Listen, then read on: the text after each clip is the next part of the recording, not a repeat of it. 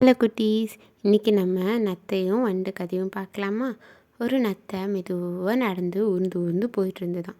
அப்போது பிஸ்ஸுன்னு சத்தம் போட்டுட்டு அங்கே வந்த ஒரு வண்டு என்ன பண்ணிச்சான், நத்தையை பார்த்து நல்லா கிண்டல் பண்ணிவிட்டு, இப்படி ஸ்லோவாக வந்துட்டுருக்க, முன்ன மாதிரி நடந்து வந்தா எப்போ வீட்டுக்கு போய் சேர்றதுன்னு கிண்டல் பண்ணிவிட்டு வேகமாக பறந்து ஓடி போயிடுச்சான்.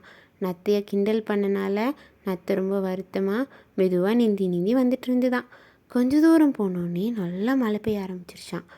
அந்த வண்டு பறந்துட்டு வீட்டுக்கு போகிறதுக்குள்ளே மழையில் அடித்து கீழே சேத்துக்குள்ளே விழுந்துருச்சான். அதுலேருந்து வண்டுனால் எந்திரிக்கவே முடியலையாம்.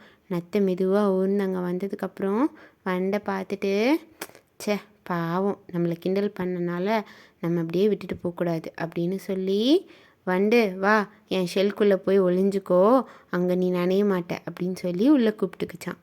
அதுக்குள்ளே போய் வண்டு நனையாமல் தப்பிச்சுக்குச்சான்.